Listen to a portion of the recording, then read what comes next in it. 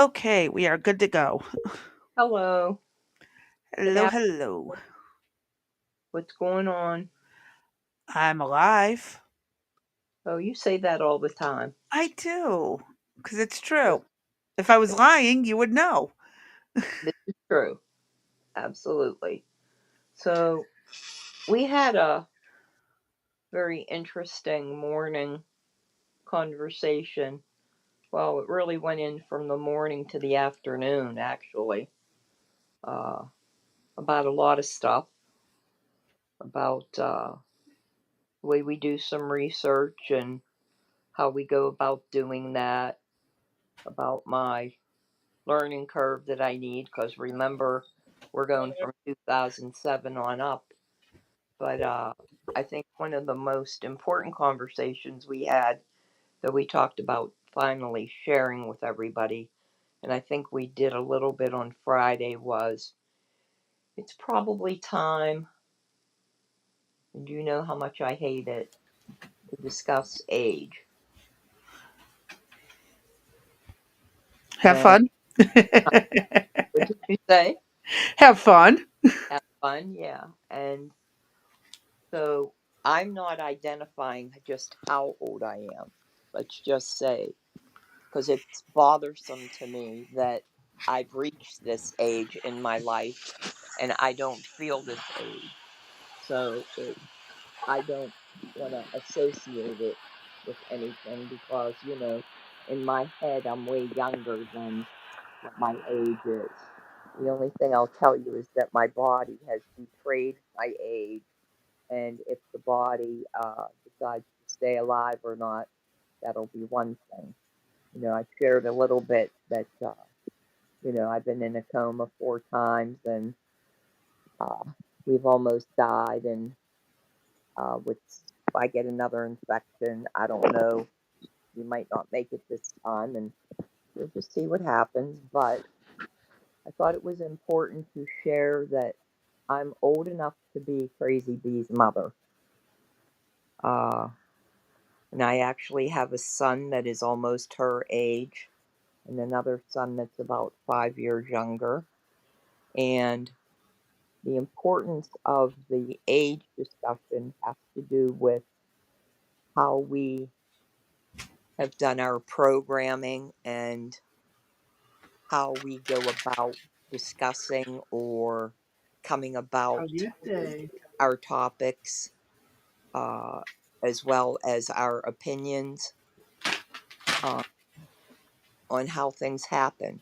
As we mentioned, everything that we do is pretty much what you see is what you get. Nothing is pre planned.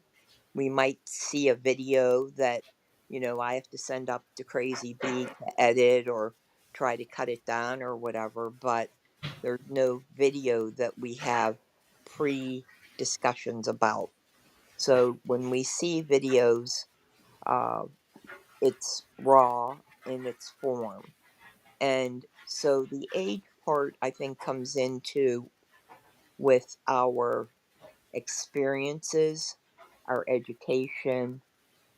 Crazy B, what else do you have to go with that? I recall you throwing in some other My thing. perspectives on things. Hmm. We all have our own unique perspectives and stuff. Right. So, And, and so we, Crazy B has a family of her own that she deals with. I have my own family that I deal with, as well as now, I have grandchildren that I'm responsible for helping get them raised and up and growing, which I thoroughly enjoy. Uh, but the difference is that Crazy B and I don't view each other as I'm older, she's younger, and I throw that in her face that I know better than she does, that I've had these experiences. There are times I've had experiences that obviously she hasn't, but mhm. I don't throw them in her face saying, "Well, I did this and you haven't, so this is the way it's going to be." We we really don't view I don't think age as an issue in our relationship. Um, we we just take things and look at them, uh, and kind of just what we're doing here, we've done from the time we became friends. So you don't hear our personal stuff that we talk about, but the content that we provide is what we would talk about in the mornings almost every day. Plus, again, as I said, the personal stuff that was in there. But as far as the political or the in depth analysis on things, Crazy B and I would go back and forth on subject material. And we finally said, hey, there's a whole lot of other content creators out there. And we're saying similar, better things. We've gotten information before they even have it. And so that's how the podcast developed, was that we decided to take our morning talks and create the podcast.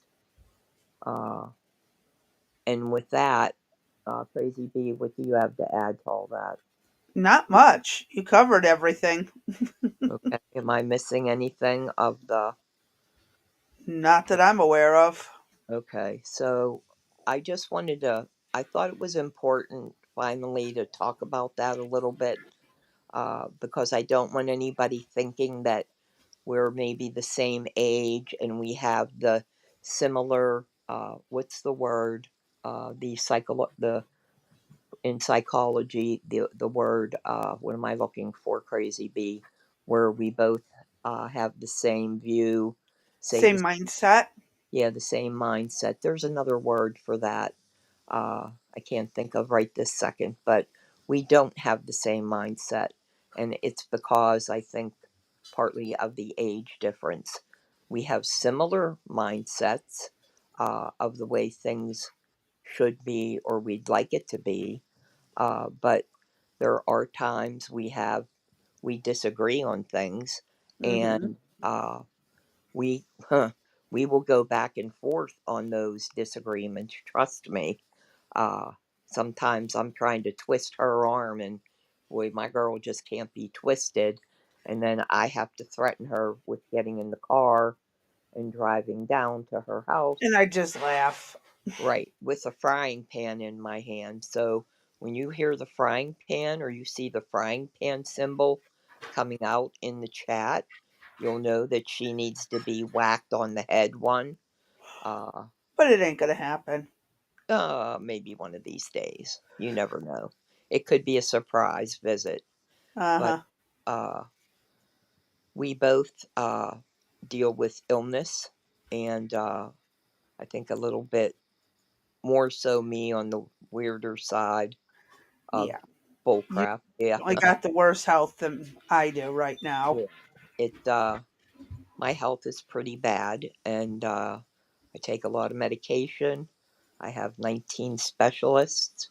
If anybody wants to challenge anything that Crazy B and I say health related, we have the receipts. So bring it on. Uh, and I think for both of us, we've become accepting of our conditions, and that there's not, we try to do the best that we can, but, there are days that, you know, I don't even want to say we get down on it, really. It's more or less a pain in the ass. Don't you think, Crazy B? Oh, easily. Yeah, I mean, we're not depressed. I'm not calling her on the phone going, oh my God, I got more medicine. I'm not whining or whatever. I might be like, son of a bitch, I got more effing medication to take. Or like today, I'm exhausted, and that has to do with some new medication I got, and I just got to find a better time to take it. Because if I fall asleep, she's in charge. So I think we both do the way that we came together was through the Discord, and it's been over, a 2-year friendship. And as I said, we got somebody that lives in the north, somebody that lives in the south, and boom, you know what I mean? The A relationship just grew out of it. Uh, that you know I personally enjoy. I love her to death, and don't anybody mess with her or you mess with me. So, with that being said, I was supposed to have some bullet points typed up for you guys from the attorneys that we had mentioned on Tuesday. However, my hands decided that they did not want to type, and so I could not get it typed up. But as soon as my hands decide, Excuses, yeah, excuses. I know. Or this is the first time this has happened to me with my hands. Typically, I tend to throw stuff. I have no control over it, and shit just flies right out of my hand, whatever's in it. But this is the first time I haven't been able to type. So as soon as I can get that typed up, we'll get that to you. We also decided, Sorry. you're good, hell or high water, right? By Sunday, is that correct? Yes. Okay, come hell or high water by Sunday, we are finishing frickin' economy. Economics. Well, we're done. We're like, that's it. You guys have been killing us. We appreciate everybody that's commented. The people that have been in the Discord have been phenomenal. Uh, but Crazy B and I keep going down these rabbit holes and pulling out more info. I've driven her absolutely crazy, sending this video, that video, this video. She's just like beside herself, like, girl, I managed to get it done. It's not overwhelming. no, but you're like, what the piss are you doing here? Actually, I've not said that yet. No, you have. No, she has not. I'm just making shit up as we go. So, I'm trying to be entertaining here. So, uh, Yeah.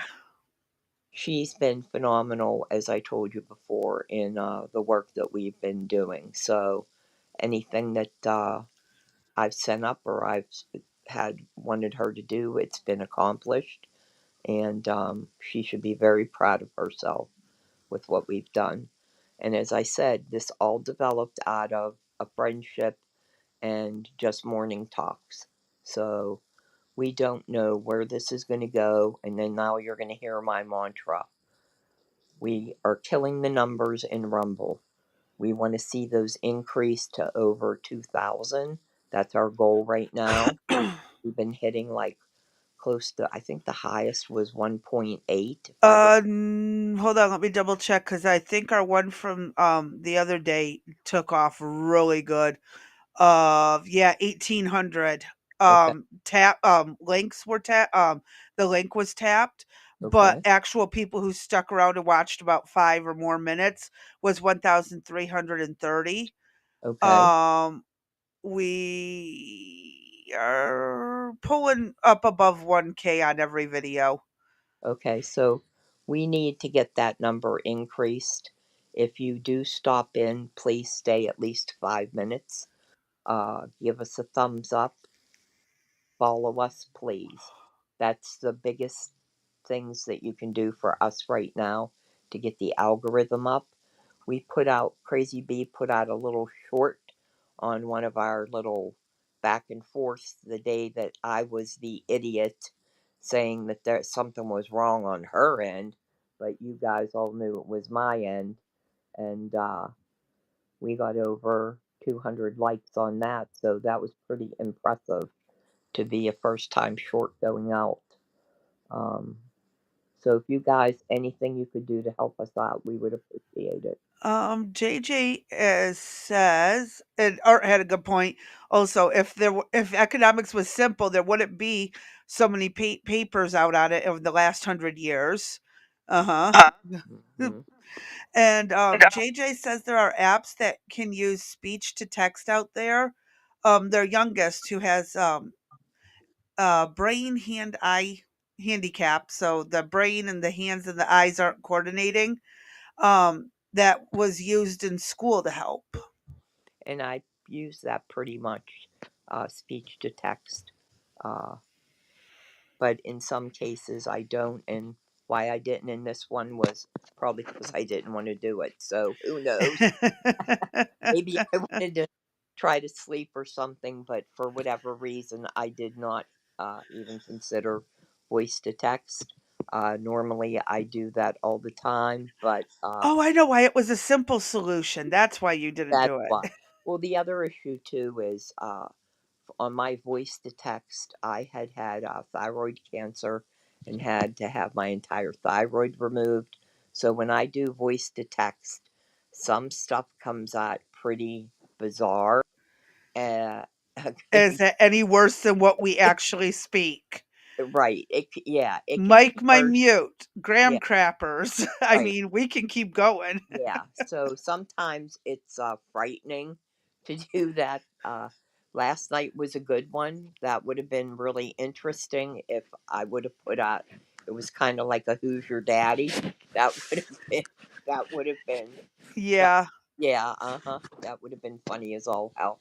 But yeah, I use voice to text a lot, so it just words often don't come out the way they're supposed to. So Oh, yes, I have gotten many messages that I was sitting there scratching my head. Luckily, I knew what she meant. uh-huh. Otherwise, I would have been like, What is she okay, let's like? talk. Yeah, Act like what talk. the hell are you talking about, right? Because the other bad thing is then on a lot of them, I don't go back and proofread them. I'm just like the hell with it. I'm sending it as it is. So, you never know what you're going to get when I do voice to text. So, it's pretty funny. Oh, But I see we have cannabis. And I wanted to bring up, well, because we didn't get a chance to say yeah, hi yet to JJ and Art, so might as well say hi to everybody hi everybody. So, since they're popping in. yeah. So there's a lot of behind the scenes you guys aren't aware of, and some of this stuff we'll share with you, but other things we're going to keep a little bit on the private side. Uh, Like but my name, my address, my social security number, my phone number, your bank you know. account, how much money you have in the bank, Yeah, well, good luck with that. I mean, they could steal my credit. They could steal my social security number, but just do me a favor, build up my credit score. It's not that great, and don't bother trying to get a credit card in my name or a loan. It ain't gonna happen. yeah, for real, And good luck trying to extort me for money. It ain't gonna happen either. exactly. Exactly. In fact, I'll give you my oldest child if you want. So, Yeah. there's that point, right? It's literally one of those things like, yeah, you can try and steal my identity. I don't think you want to. You're going to be on a couple of Fed watch lists. Right, You're going to be, you do not want my identity the more I think about this. exactly. I've been, You'd be pretty stupid to take my yeah, identity. I've actually been the victim of identity theft twice from work, and yeah, that's a fun little thing to go through. Hmm. Yeah, people can really mess with your stuff, and we'll leave that at that. But Well, now that I'm not working and earning money, go ahead, please. so Build up my add, credit score yeah, add money and to have your the feds watching you right, instead of me. right, You know? right. Maybe we wouldn't have such Discord issues and private stuff happen, right? Exactly. Yeah. Anytime anything happens, she's like, it's the feds. And I'm telling you, we have the weirdest shit happen. I'm not lying. Phone calls, messages, you name it. It's just funny. We just laugh. Yep. Disconnected. Disconnected. How many times does it take to get reconnected? Four, five, six times. We still can't get it together. Yep. Funny. And Oh, we're not stupid women either. So you Well, I know. have my moments. I Yeah, will admit I have my stupid moments. I yeah, blame the Polish genetics. My dad always said I was a Polak, so why not? like with graham crappers, Yeah. or like with, my mute. So that it does happen. That's just a verbal dyslexia. Yes, yeah, there you go. And then seeing that in, all the stuff I need to do. Yeah, N- No pizza deliveries yet. Yeah, we have not had the pizza deliveries or no, the SWATs, so we're doing no, good. yeah. But it is what it is.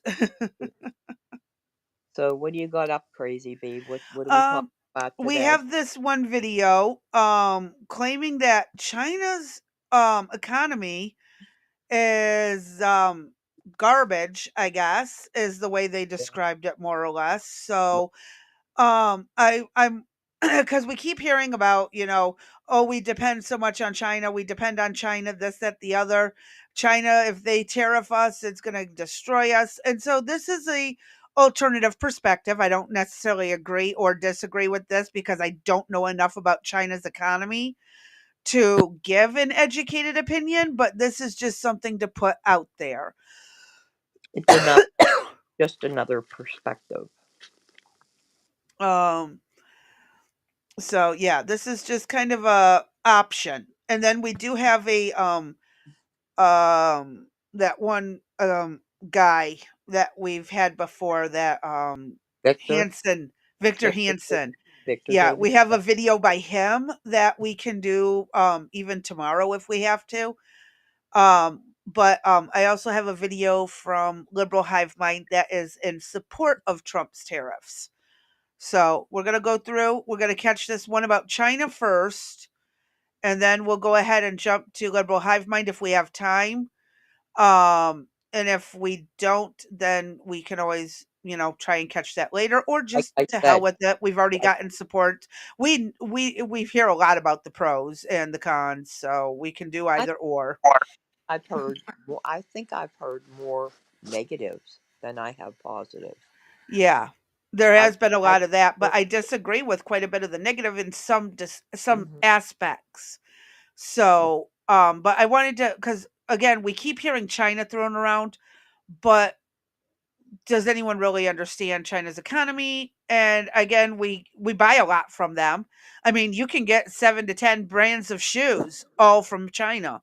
right. 90% of your computer components are coming from Asia of some way, and China dictates all of that. So, um, I figure Seriously, I got to China go is out and state come run, back. so nobody really knows what the Mhm. true state of their economy is. That's part of the problem. Yeah, that's where I was. That's where this video kind of comes in. Um, I have seen native Indians of there, she's talking to cannabis, or he's talking to cannabis. Oh my god, sorry, I did not just say she, he. My bad. But let's hit play and get an idea of what some people are saying about China's economy. And then the liberal hive mind video is only 8 minutes long, so I think Hello, we'll be able to get it. hello. You're back. I'm back. I didn't even see you had left Yeah, because, I well, left. I Oh was pulling yeah. stuff. Hmm. I accidentally called JJ a she, and Oh, that didn't okay. go well. Well, it's not that it went bad. I'm not getting cussed out or anything. I just got the oops Uh from oh. JJ. Uh oh. So, I don't know how you made that mistake. Freudian But slip. yeah, sometimes shit happens. It's No, well, no ill will intent was meant, JJ. She's just crazed today. So I've been out of it for a few days, yeah, but no, I also have a tendency to forget that most of our audience that chats is male, right, or so they present on the internet. I don't know if that's the truth or not. We're gonna go with it. I right. have humor just like Crazy Bee. Yep. I figured you wouldn't be offended, but it's like Freudian slip there some reason. But Yeah, anywho, for some reason, anytime I get a phone call, I can't get back in. So I have to go out and come back in. that is wild. I can't stand it. So that's what happened. But I'm saying before you started the video again, I don't care. Come hell or high water, do you understand? we are done on Sunday. I know. I No can't matter what, stand it. tomorrow is going to be the last we actually post of economy. I promise. All right. I mean, You're the one who said we didn't have enough and we needed more. when did? Yeah, I guess you are right. It is my fault. I said we had plenty Wait, for a no, no, week. no. Hold on. That might have been true at the time. And then we had two viewers who had to start stuff in the Discord. And when I went through it, I was like, huh, we need to know these definitions. And that took a whole damn day, which I Yeah. thought it would only be 5 minutes, right? Remember? So Uh-huh. a whole day. So maybe Yeah, we but need before like, that, we had like 20 something videos between all the topics yep, with supporting articles. And uh-huh. again, we were writing a thesis for you. I still got to Still print off your working on it. diploma. When we're done, I need my grade. So, I will make sure I get it to you. all right, I appreciate that. Go ahead and hit. Uh, let's hit play. I know many companies that are US companies that have had billions of dollars in earnings sitting in Chinese banks and they can't get it out. Kyle Bass is the founder and chief investment officer of Heyman Capital Management. Oh, yeah, this is 12 minutes on 1.25 speed increase. Because this was like a 40-minute video and I had to cut it down and then speed it up still. So I will be pausing frequently. And if you miss something, I apologize. But that was the only way. Otherwise, we were going to have a 20-minute video here. I managed to get it down to 12. So, in other words, you're saying that we're really going to be talking fast or listening fast, and if you We're don't going to get have it, to listen fast. listen fast. All Yeah, right. we I can think talk normally. They're talking faster. well, I think the audience will get it, but if they Yeah. don't, we'll figure it out. Yep, but I do apologize, but it was the only way I could do so, and I still know this is going to take up most of the episode, so Mm-hmm. let's continue. He's known for his prescient bets on major global economic events. In this episode, we dive into why he views China's economy as actually collapsing and what he believes the big economic and financial priorities of the incoming U.S. administration should be. So let's talk about the Chinese economy. I think you're one of the people who understands this whole realm best. You've said that you believe right now the Chinese economy is collapsing. That's also something that numerous people that are dubbed China hawks have said in the past while, but somehow they managed to pull through. The property sector, absolutely collapsing, I think unquestionably, but somehow they seem to be pulling through. And so, why is it different now, or is it different now? Yeah, I think that when you think about China, you have to think about it in two spheres. You have to think about domestic China and how they operate their own economy, their own internal situation on the mainland, and then you think about China Inc. as they interface with the rest of the world. And it's important to think about it in those two buckets. And here's why. Internally, they have an RMB based economy, and China can abandon moral hazard. And they can, I don't even know if they had a moral hazard, but they know how to define it. But they can do whatever they like there. If their banking system is insolvent in RMB, they can print the RMB.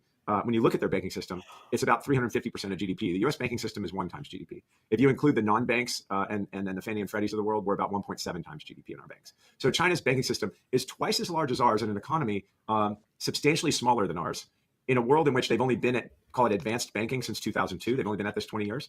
So they've got a lot of plates spinning and they've got a lot of leverage. And almost 40% of bank assets in China are lent to domestic real estate. So if your real estate market's down 30 to 50 and your economy is 3.5 times levered to your banks and your banks are insolvent, you have a real problem. And their problem is larger than ours was during the global financial crisis. Now, Jan, they would never tell you this. They can't tell you that. They don't want to show that they're weak. They control all of the data. But it's easy to see the architecture of their economy, what they did wrong and what they've done wrong and what's happening internally. Their dealings with the rest of the world are vital to them. And what I mean by that is they import about 13 million barrels of crude oil every day. They're the world's largest importer of crude oil. They import almost 9 BCF of LNG every day. They are the largest importer of LNG in the world. They import 40% of their food every single day. And all of those imports they have to pay dollars for. So where do they get the dollars is the question. And they have to keep a robust trade relationship in dollars with us to be able to pay for their daily operations with the rest of the world, because they have a closed capital account. Their RMB is not convertible into anything unless the Chinese party allows it to happen. They control that escape valve. So it's really... So basically, they have nothing to back their money just as much as we have nothing to back ours, but they're more secretive about it. So screw the rest of the world. Right. Just wanted to make sure I was But they're, hearing that right. yeah, but I also think they're in more shape than we are too. Well, No, with how much everybody buys from them, but then again, they have all their socialist programs. So that well, presumes that's why. China cares whether their economy is damaged in the short term. That's why I think he said there were two buckets. One I think is their internal, what they're doing with their people and whatever, and the others the external of what they're showing to the world. Mhm. So what they're trying to present is the strength, that they're the strongest, toughest in all areas, when in fact he's saying despite them not showing the data, it's easy to see where the problems lie. Yeah. Interesting. Hmm. All right, let's hit play and go from there. An artificial exchange rate, closed capital account, internal disaster, but they've made a lot of money by being the world's factory floor. They made it two ways, right? They've been the world's factory floor since 2002, and then they started stealing IP. And their IP, if you think about this, if you stole 200 to 300 billion dollars worth of IP every year, and you make a return on it by employing it, using it, and even making it potentially better, they've got a machine where they were factory workers and stealing IP. And the way you think about China Inc., they've had a positive net income, right? So meaning if you and I were running a country, we need to have more dollars coming in than leaving. That's how you think about the current account. And they've taken that money and they've spent it on modernizing the military. So their capital investment has been make money while the sun is shining, make some hay while the sun's shining, and then modernize your military and force project so that you can achieve your potential goal of global primacy at all costs. And they're going to come up a day late and a dollar short, but it's going to be a potential kinetic situation if and when they take Taiwan. And I think that's coming. Well, so maybe just give me the building block. You mentioned a few different things. There's this property sector, and it's interesting how you divide it on the internal and the external. But give me the pieces that make up the Chinese economy now. Well, it's important to note that when you look at the breakdown of their economy, real estate and its concentric circles were the driving force in the let's just say in the uplift and lifting 400 million people from poverty into the lower middle class in China. And I'm going to tie the most important driver to maybe one of the biggest risks that's facing them real quick. And it's happening in the developed world too. We've seen all of these reports of birth rates collapsing, whether we're talking about the US, Europe, or China. So they pulled everyone out of poverty just to turn Put them around back and end then. up losing the Uh-huh. population because nobody wants to have kids in an environment like that. Right. They actually went from, remember, you could only have one child, to it was okay to have two children. But I believe I read reports that said people didn't want to have the two children, uh, because of the financial stress Well, and no, there was everything. also a tax. If you wanted to keep your second child, you had to pay more in taxes. Hmm. So financially, they could not afford that tax. Yeah, I didn't see that, so I'm not aware of that. No, I knew someone who was living in China as an English cultures teacher, American cultures, stuff like that. And she ended up moving out of there to a different country with her husband when she found out she was pregnant with her second daughter. They ended up moving out Was of the country. was that for foreign people, or was that for the Oh no, Chinese anyone who people? lives in China Okay. is going to be taxed for that second child. Hmm. And they, oh yeah, Art's got a point. They also prefer the children for male children, Oh, which definitely. also had caused a major imbalance in the relationships there. Correct. Not enough women, a lot of lonely men, and it is very tough. It is a very tough circumstance. They literally have shot themselves in the foot, metaphorically, and not literally, I mean metaphorically shot themselves in the foot and have basically ruined their own situation because of it. Right. I will have to look at that video after the live, but let me hit play. China's birth rate's collapsing faster than Don't anyone yawn. else's. And here's why, Jan. You just have to think about this intuitively. If you allow real estate prices or even encourage them to just move up and to the right, and you know how local governments in China were selling land to developers, and that's how they meet their local government budgets. Well, as we all know, that's not happening anymore because we're in a collapse. But housing prices as a percentage, so median housing prices in the numerator, median income in the denominator, in tier one cities in China, that ratio got to be 25 times. So imagine if you made $100,000 a year and you had a $2.5 million house, could you afford it? The answer is absolutely not, right? In the US, at our subprime worst, our median home price to median income got to 6.6 or almost 7 times. They got to 25 times. So what happened in China with this, call it unrestricted speculation in real estate? Well, the men, when they graduate university, they don't have enough money to get an apartment. And therefore, they're not having sex and procreating, and they're not getting married. So if you look at the number of marriages in China, it's collapsed. The number of births has collapsed. They've gone from, you need 2.1 births per woman to just sustain a population. China's now down to 1.2. So what's happening? They allowed real estate prices to get so high that no one can afford them coming out of university. Therefore, their birth rates collapsed, which becomes a real problem. So the reason that China is not stimulating its domestic economy and turning real estate around and letting it move back up is Xi Jinping realized his folly. And you remember when he came out in 2019 and he said, financial security is national security. And he realized that the population demographic curve was tanking. And it was because they allowed this rampant speculation in real estate, which basically was the Chinese miracle. The Chinese miracle was real estate and all the concentric circles around it moving up and to the right, growing GDP exponentially.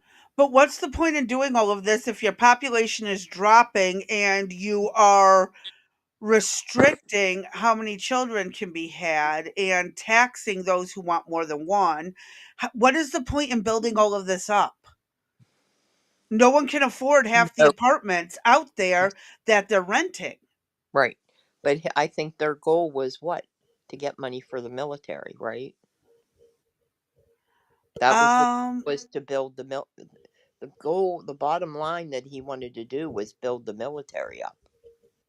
Now, I'm not quite sure. I don't know enough about their economy to know how that all worked, what pieces he took, but in this video he said they wanted yeah, the to build military up. was their big thing, but what's the Right, point right. if you don't have a population to sustain it? No, but you have enough men to fight it now, don't you? Oh, true, and they have women in the military as well. Mm-hmm. Cannabis says, "Fake it till you make it." Yep. Um, that is very possible, and like Art was even saying, you can't talk about what is best for China from a Western perspective. Right. And since I mean, I know more about China than the average person would because I took the language and culture courses extra in college. And it's one of those things that kind of baffles me, but I understand why a lot of people flee. The greater benefit is a future benefit, which is paid for by current sacrifices. It may not work. Yeah, that's what I'm saying. That's a hell of a gamble they are taking. Right. Hey, Blue Rose. Hi, Um, Blue. so that is a hell of a gamble to take with an entire nation. Holy crap. And I mean, they've been working on this since post World War II during Mao's era. Right. And I mean, it's just alarming when you sit there and you think about the gamble they are taking with their entire culture. But And remember, as Art said, and you and I have been saying, I mean, and I know I have been saying, we cannot tell another country what to do. I know Despite, I'm you not know, going to try and eh, tell them what to do. I'm right, trying to understand their right. logic. Despite, yeah, I understand that. But I'm just saying, the United States is good for going in and saying, Oh, yeah. Shit. Look at the Middle yeah, East. Look at Africa. Look exactly, at South exactly. America. And we have no business doing that because again, I say we are not the world's police. Well, We are not every the time we world. want something from somewhere, we just say, "Oh, they're Uh, committing genocide," yep, and we move in. right. So, And it's still, I have yet to see much proof of genocide, other right. than parts of Africa. There are parts of Africa where that legit is happening. Hmm. So, um, But I don't see us ever having the ability to get into China, so I don't think they'll let us in. yeah. And actually, you know what? I saw something about that. China has many fake, empty brick and mortar commercial and private Uh-huh, businesses. There are buildings yep, with nothing in it. uh-huh. Just like the what emperor with no clothes. Yeah. just like that story. That's The correct. emperor's new So, clothes. so Yep. that when uh, foreigners come to visit, they're taken down a street, and it's like, you have this beautiful architecture, or, you know, and all it is a facade. Well, I will give them credit on some of their building designs. They are pretty amazing. Yes, they are. I often wonder, though, would a big wind come and just knock something over? Uh, it seems like their designs, for example, their rail rail systems. I don't understand why we can't have that in our country. It just does not make sense that we can't get from east to west and west to east Well, on and again, our clean. country has zero respect for that kind of stuff. But in China, if you show Exactly. any disrespect, you risk your That's right. life. That's right. And in But we Japan. don't rule with an iron fist here. No, but we could rule that, you there's ways around that, I believe. I mean, they had somebody that was in a wheelchair that was waiting to get onto the train, and there was a gate, and then there was a. It appeared to be like, I thought he was a guard that was standing there, and then the rail car, the car pulls up, the door opens up, and he gets a board to set between the car and the train station, and the guy wheels across the car, and he wipes his hands off and picks up the board and goes about his way, and it was so clean and so nice. I thought to myself, that would never Well, ever happen in New York City. yeah, It would because never happen. again, they're living in fear of loss of life if they don't do that Mm, or keep it that way. And that's not a way to live. A fear of your life being taken at any time because you threw too many pieces of paper on the ground or missed the trash can and didn't realize it. uh, I I don't know, mean, Crazy B. I'm going to argue that, yeah, I don't that like may go. dictatorships. I know, I know you don't like them, but uh, there's Well, something said it's to. mostly because of how, where my great grandparents came from and Right, why they came here. right. Very similar I circumstances. know, I know. I'm It should just not saying. ever set in here. I'm just saying that there's something to be said for uh, what's the word I want, for Well, behaviors to be taught in but the that United shouldn't be the States. government teaching the people. It should be the No, it people should be. teaching the people. Exactly, I agree with that. It should be parents. It should be educators, right? That Uh-huh. there should be a respect for the flag. There should be a respect for, getting onto a railroad car, that you're not throwing garbage and trash on the floor. That needs to be taught.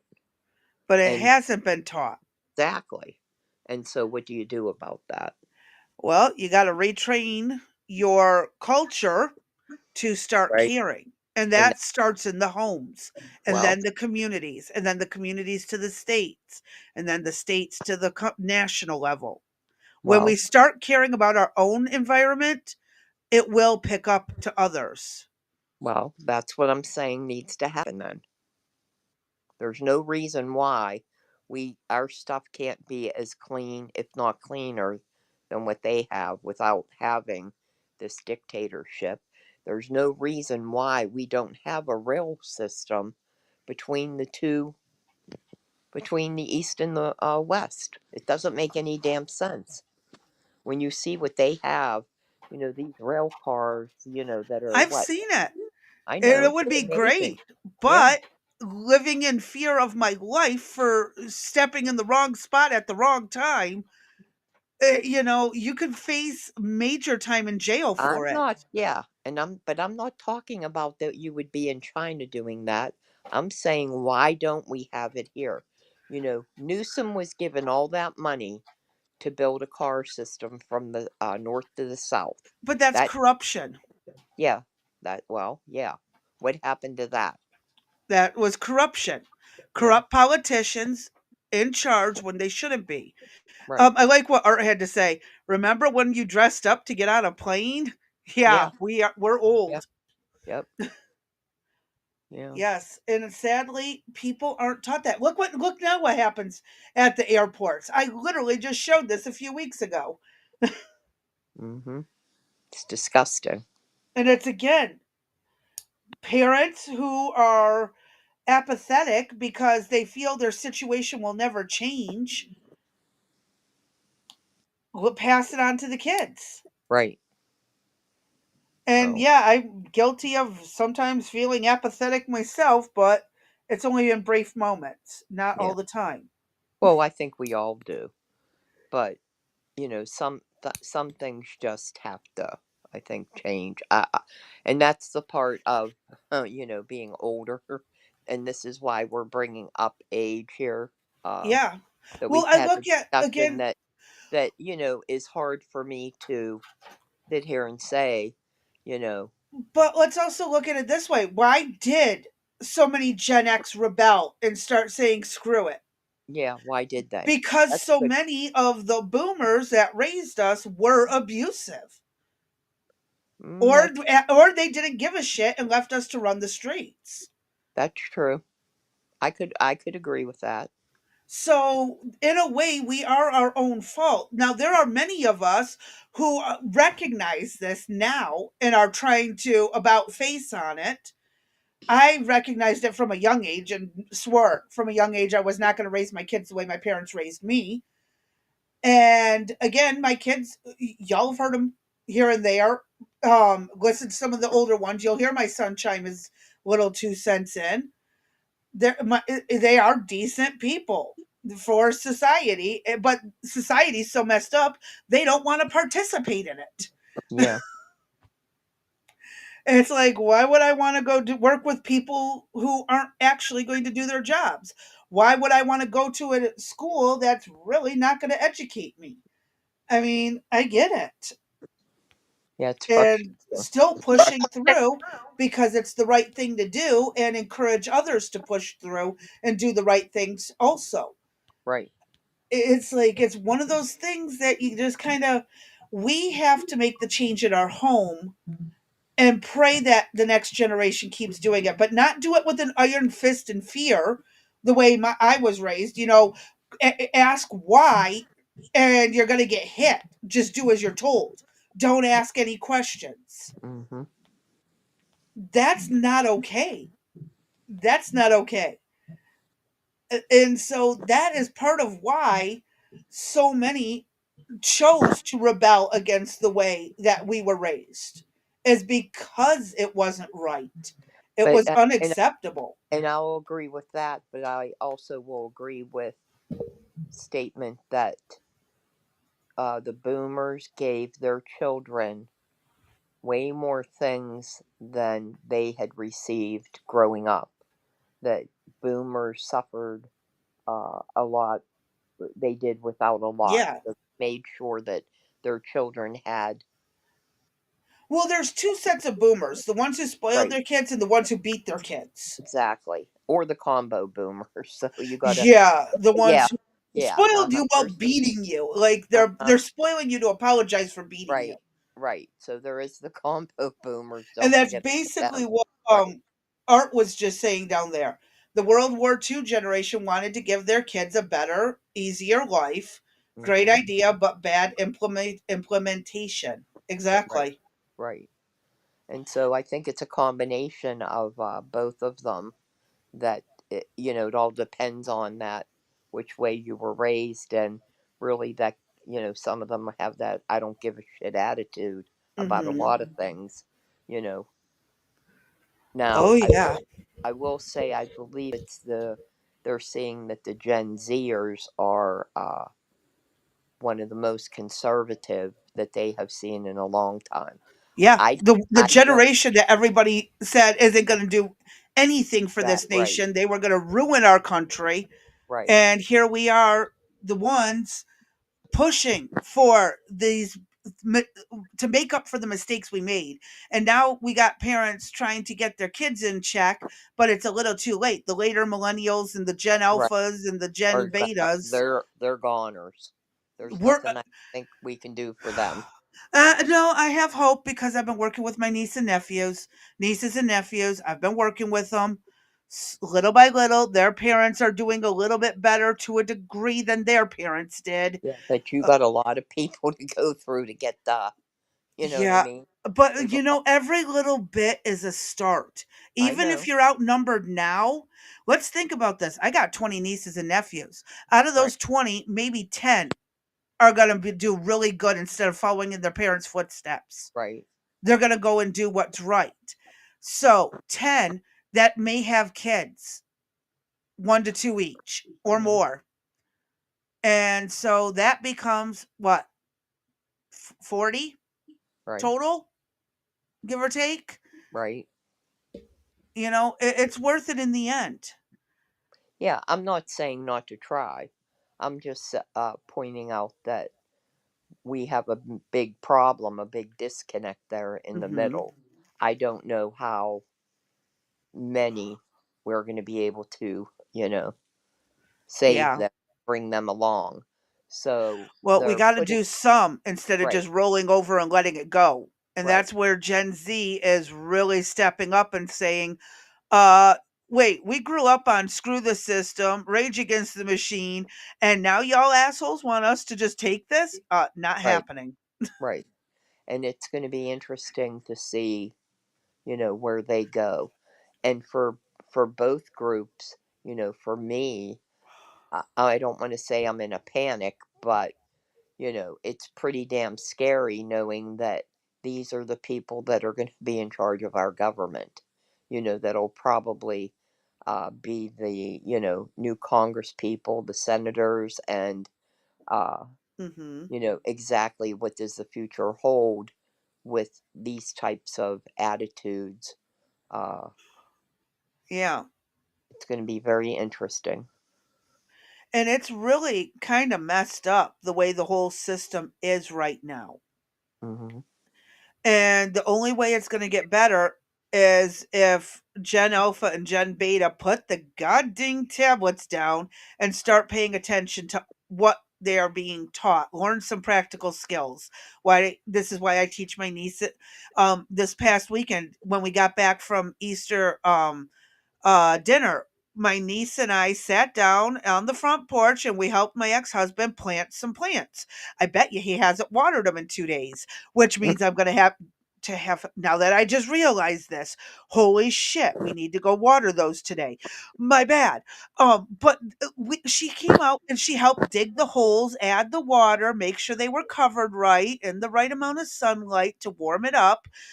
This is the things that we should be doing. Put Right. your devices down, come help. Oh, Hmm. and you know what? When it comes time to transfer them to the ground, because these are those Caledonia looking things. Right. They look like elephant ears but pretty Right. colors. Right. So we have three different sets of colors. We got a pack of 12. So there's four plants for every color. The white and green, the red and green, and the red, white, and green speckle ones. Or no, it's the salad green. Sorry, salad green. And so we have four of each, and we planted all the bulbs. But the problem is they threw them all into one giant bag.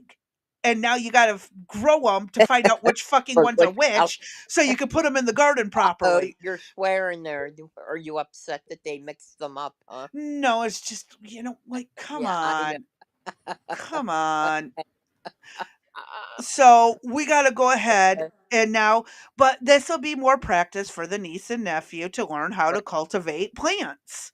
right, And again, I think my strawberry plant from last year started sprouting. I thought that sucker was dead.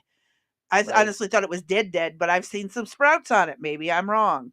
Hmm. But yeah, this is what I mean by if we want to fix it, we've got to combine the best of all the generations have learned and get rid of our mistakes, acknowledge our mistakes, but don't repeat them. Correct. Okay, it was wrong that we did this way. It was wrong that we did that way. So let's not do that with the next generation. But you guys, let's talk about this. Me and my kids have open discussions about parenting skills. I will talk to a 20-year-old. I've been talking to my kids about what they think about parenting stuff and parenting tactics since they were teenagers. Mm-hmm. I still had parental authority, like parental controls on their devices, but we talked about it. So, not sure we can make that any better. Yeah.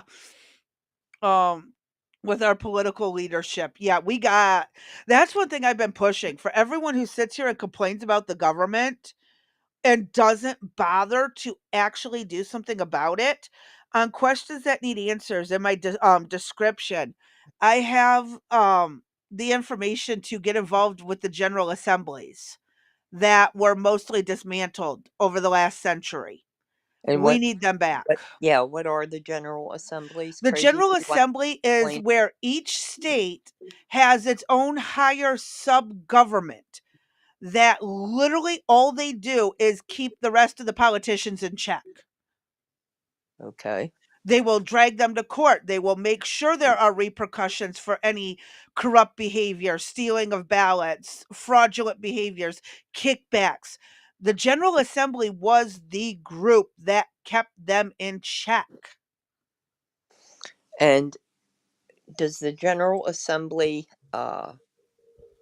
do they have, oh, what's the word I want to use? Now we're getting sidetracked too onto a whole nother one, Or but let's get through this train of yeah, let's thought. go through and we can do a session on the General Assembly. Hmm. How's that? Okay. It's a very interesting one. I've been trying to get a friend of mine who's heavily involved to do an interview, but he's so busy he can't ever get in here. So Yeah. I'd Hmm. love to do a sit down with him. Okay. I But can help push that. okay. So let's get through the rest of this China video since we've gone down four side rabbit holes and kind of got turned around on some left backwoods turn exit ramp and Well, it had to do with kids, so yeah, whatever. it did. But let's continue. It's funny how this is all intertwined. You know that. Hmm. Every little bit is intertwined. Here we go. And basically becoming the growth engine for the world on paper. But when you look at did that wealth in GDP creation end up in the pockets of investors? Imagine this. 16 years ago, if I told you that I knew that there was a country in the world that would become the world's second largest in GDP, and it was going to grow its GDP 505% over the next 17 years. If you invested in their largest public index, which is the Shenzhen Shanghai 300 index, going into a 500% increase in GDP, you would imagine you would have made more money than you could pole vault over. And instead, what happened is you lost a third of your money. So in the US, we've grown our GDP over the same period about 75%, and you're up about 440% if you invested in the S&P 500. So investing in communism has never worked in the long run. It never will. And they end up showing themselves, and Xi Jinping has shown himself since roughly 2017. And so when you get into a scenario where you're trying to bet or hope on a turn in the Chinese economy, and you realize that it's actually an architectural structural flaw in their economy, it's just kind of a fool's errand I'm not saying that you can't trade it. I'm not saying that you can't get in front of a big government announcement and have stocks move up briefly, which just happened. But it's of my opinion that they have about $2 trillion equivalent of equity in their banking system. So I think about the first 14 trillion RMB that they print will only fill a hole. There are actually quite a few Chinese companies that are through this, very unusual mechanism listed on U.S. exchanges. I mean, at least 1,000. I don't know the exact number, and and significantly invested in as well. So for all the people sitting there saying, "Why can't we be more like China? And China this and China that?" It's There's a lot, actually right? a bad thing in the long run.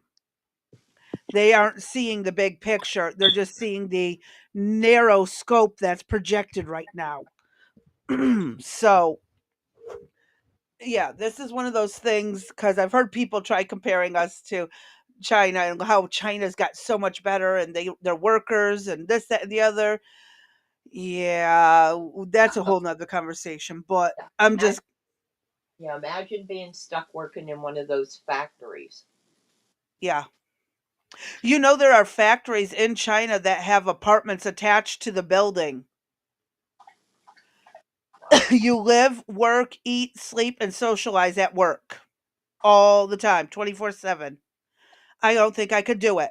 I want to get away from coworkers, not Well, live next door to them. Sorry. I want my own little private quarters away from it. Um The Chinese economy is not a capitalist economy. It runs at the behest of their government. You can't compare. Exactly. It only looks good in appearance. Hey, It's not actually good. So, let me hit play. We still got 6 more minutes. Holy cow. by Americans and others. Yeah, it's actually crazy. As you know, if it's in the VIE structure, which is typically how all of them are, not all of them, the majority of them, then you only own a fantasy football warrant, right? VIEs have no ownership directly to the entity in China. It's a tracking entity against their performance. So there's actually no there. There's nothing underneath. Oh, and by the way, the VIEs aren't subject to U.S. PCAOB covered audits like every U.S. company is. As you know, in 2013, we entered into a memorandum of understanding between China's securities regulator, the CSRC, and the U.S. securities accounting regulator under the SEC. It's called the PCAOB, the Public Accounting Oversight Board. So we said, you know what? Even though every U.S. company is subject to PCAOB covered audits, we just think China will be okay. We'll just trust you guys. And in fact, you saw Gensler did a spot audit of 4 Chinese companies. And a spot audit means they just get to see the paperwork. They don't get to call the banks. They don't get to have interviews with these people in the companies. They just get to read some paperwork that's redacted. And they decided to give them another 3 years. What's been happening on is insane. We need to have uniform standards for listing in America, period. We should stop the shenanigans. I would love to know how that happened. Do you know how that, the exemption to actually having meaningful audits occurred in the first place, and how this investment vehicle that you don't actually own anything, as you're telling me, exists? Yeah, if you own a Chinese listed ADR in America, it's most likely, call it 95% of them are called the variable interest entities, VIEs, and again, they own nothing. They don't have a claim. They don't have any liquidation preference if the company liquidates. In America, there are bank loans, there are bonds, there are stocks. If a company gets sold or if a company gets liquidated, if things go poorly, there's a chain of a waterfall where you own this thing, so you're going to get what you're deserved. In China, if it goes bankrupt and you own a VIE, you get absolutely nothing. You have no claim on any assets. And just imagine owning a fantasy football share in an economy run by a communist government who's our number one adversary. It's actually hard to believe. It's like antithetical to anyone's common sensibilities. And yet we do it. You know why? Because there's this 1.4 billion person rainbow over there, and we can't wait to sell something into them or see it perform so that we can make some money. And in the end, everyone's losing their money. I mean, in the end, you're going to lose everything. Scott Bessant, you've been a huge supporter of his, in fact, for him getting the nomination, which he has now. So what can we expect might be different from the past when it comes to Treasury in your mind? Certainly, money does a lot of talking in DC. And when you look at Scott Bessant, one thing you realize is, A, he doesn't need any more money. He doesn't need to go raise money from the Chinese or the Saudis or anyone afterwards. He is a pragmatist. He understands the plumbing of global capital flows better than anyone that was in the running by far. And he also has a gravitas amongst global central bankers that is important. He doesn't have to earn it. He already has it. So when he steps in there on January 20th or January 21st, he already has the world kind of mapped out and figured out. And so when you say, how is this going to change? We are not going to be taken advantage of the way we had been taken advantage of in the past. We are going to use Scott, I believe, will end up using the tip of the spear of our economic power. And we're going to start acting like we are the world's number one economic power. This Trump administration is inheriting, an accelerating debt, right? And, the debt payments becoming like an increasingly... Which he was part of that debt when he wrote up the COVID relief fund for, what was it, 7 Uh, trillion? yeah, but you know what?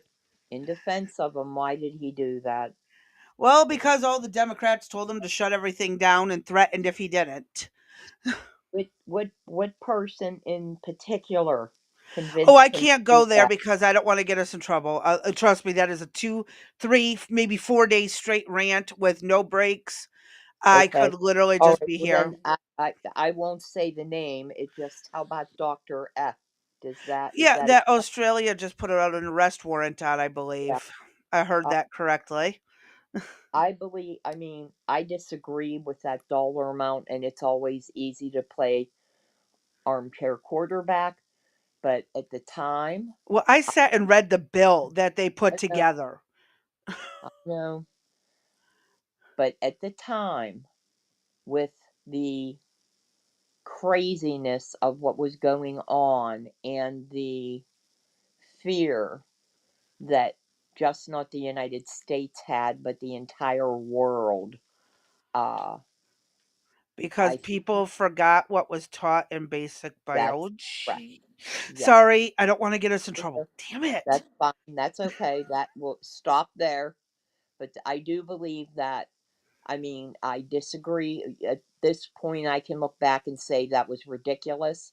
But at the time, I will tell you, That is why, as we went through that process. And that's where nobody was paying attention to history. Nobody was questioning.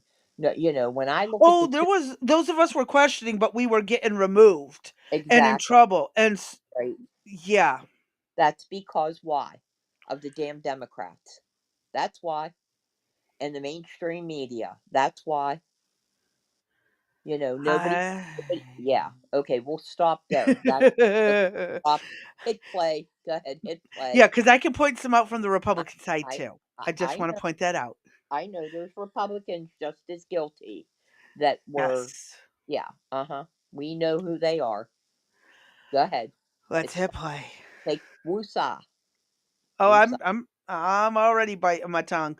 Any further, and woosah, I could just put a little jewel through it. It'll look like a tongue piercing. woosah. It's okay. It's All right. Significant portion of the actual money that's out there. That's one side. The other side is we have this Chinese economy, per what you've been saying, that's about to implode. That's kind of insinuated itself into kind of everything. It's the U.S. economy for sure, but also all sorts of places, right? So the question is, this seems to be an incredibly volatile situation that this administration is inheriting. How do you view that? Yeah, I agree. I think when you look at the time continuum of the United States and where we've had our best years in economic terms and financial terms, you have to go back to what makes this situation so unpredictable and so difficult to deal with is prior to 2009, the Federal Reserve's balance sheet in the United States had never hit $1 trillion. So think about this. 15 mm-hmm. years ago, we never broken $1 trillion in Fed balance sheet creation. From 2009 to 2019, call it the financial crisis up until the Wuhan virus propagating itself around the world in a very small window, 15 years, we took the Fed's balance sheet from below one, all the way to $9 trillion. We created 8 trillion of Fed balance sheet in 15 years. And the majority of it was created, 5 trillion was created in a less than a 24-month period between 2020 and 2022. So we have huge imbalances.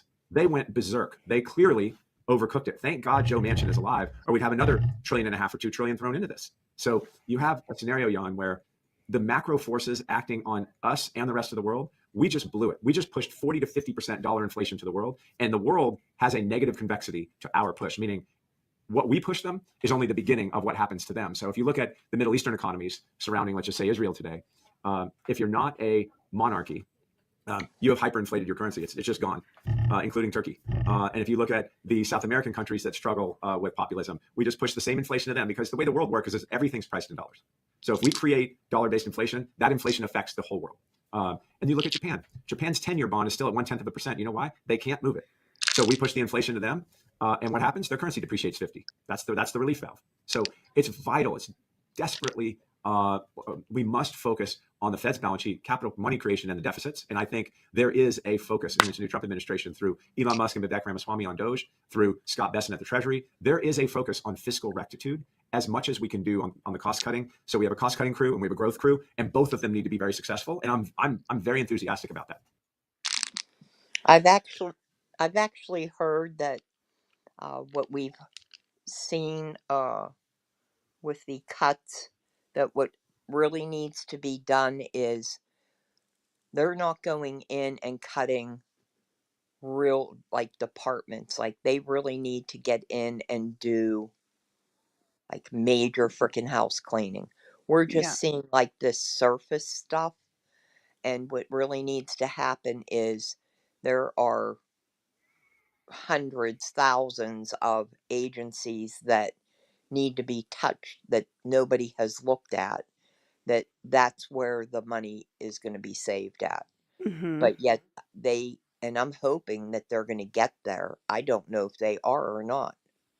Is this just a uh you know here's what we see now, this is the hot topic of the day, but maybe nobody's going down into the library to see what the hell's going on in the library. Yeah. And maybe they're wasting billions of dollars in the library.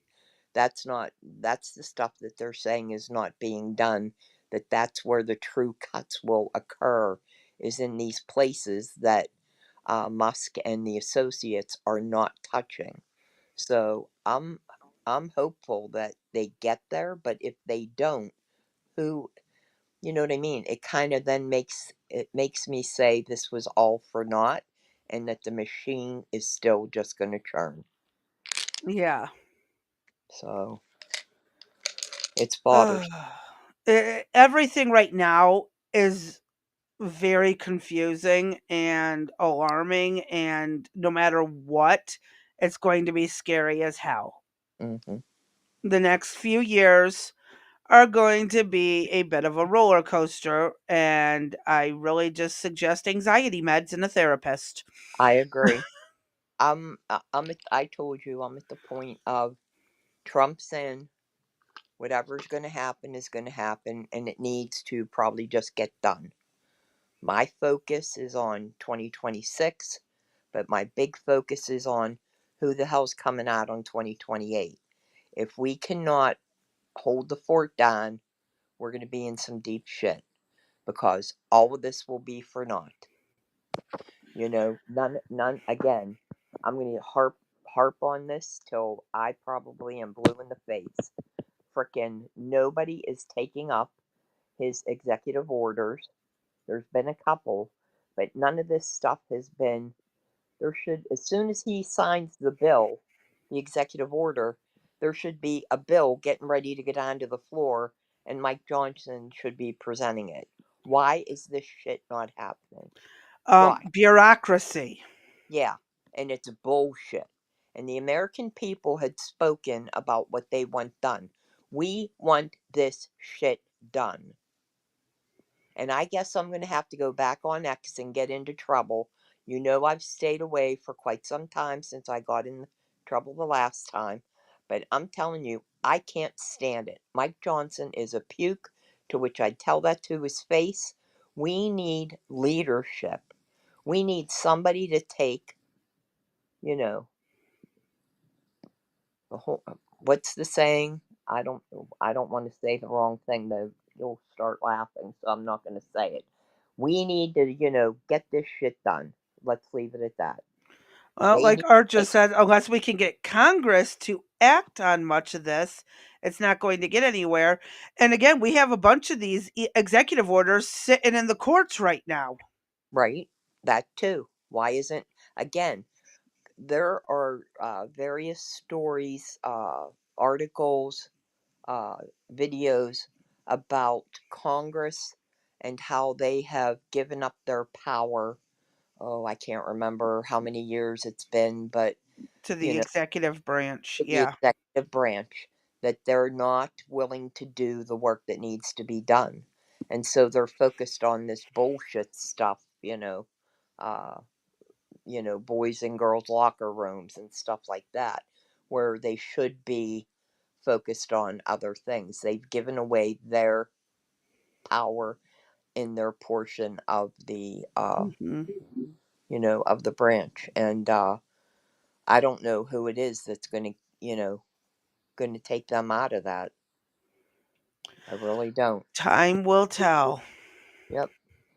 What so what do we have? We have the video on from Liberal Hive Mind, and we have the which other video? We have the Victor Hansen Davis video.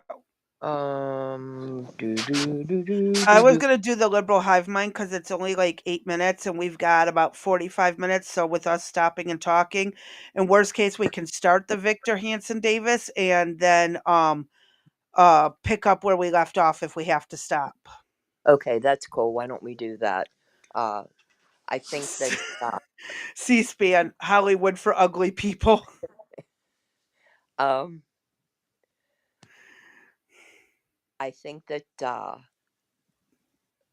Trump has been getting a bad rap on the tariffs. I've listened. I don't, and I again, I do not profess to be a professional in any of this. About any of it, I can only go by what I've watched, researched, papers I've read. Um, I I want to say I have to have a belief in what he's doing. That he has, like I said, he has shaken up the system. He's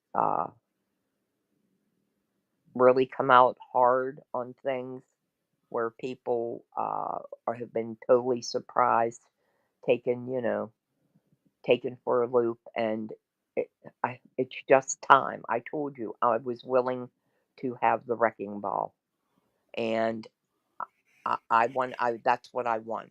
We need to shake shit up. We have the ants in the jar, and we need the frickin' shit shaken up. And I think Trump's the person that's going to do it. And again, right or wrong, time will tell. I can only pray that he's right in his decision making. That's all I can do. Yeah. Well, All that's I all anyone can do right. now. All I know is the way that things have been conducted has not worked. It just hasn't. Biden, Obama, Clinton, Bush. It just is the same shit year after year. Promises made and nothing done. So, he's not Mhm. perfect. I told you, there's shit that he says and does that I'm like, oh my God, please, keep your mouth shut. I cringe, you Yeah. know, but I have a belief in him that something's got to be done, and all I could do is pray that it's right. I don't know. So I think that the liberal hive mind is a good, that he did a good piece on what Trump is doing.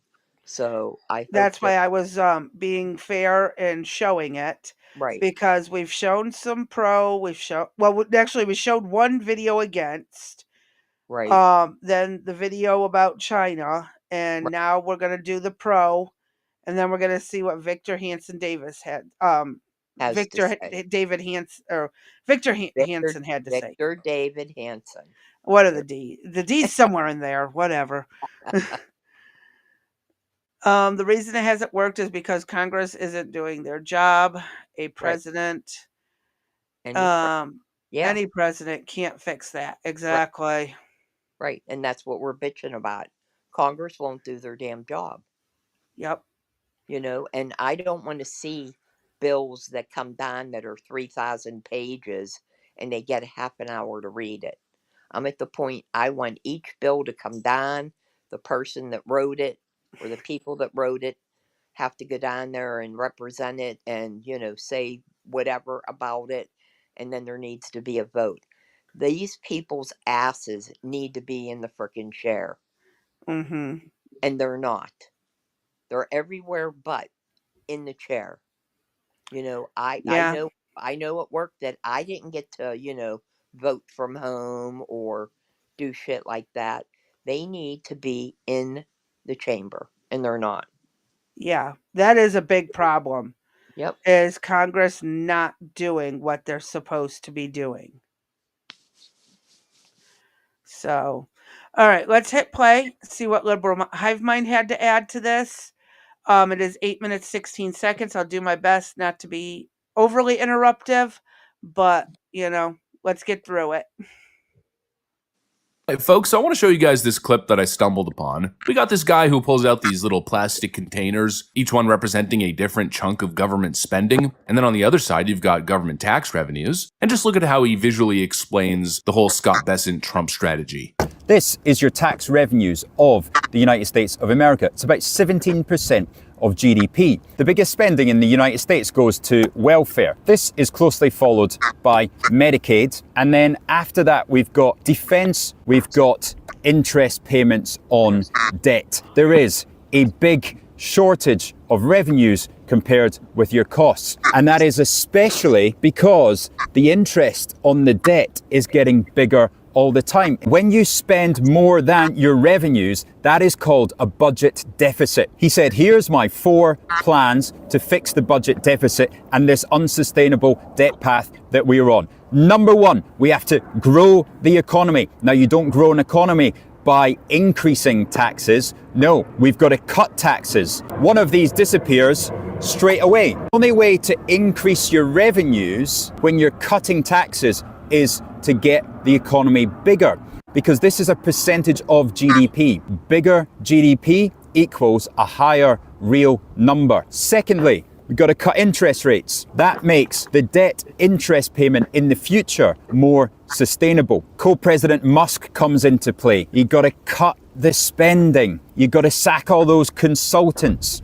You've got to start laying off public sector workers, but that's all right because you're growing the economy. Therefore, there's more private sector jobs to take up the slack. So unemployment rate doesn't go up. Unemployment not going higher means the interest rates can go down. Next, you slap a load of tariffs on foreign countries that aren't paying their fair.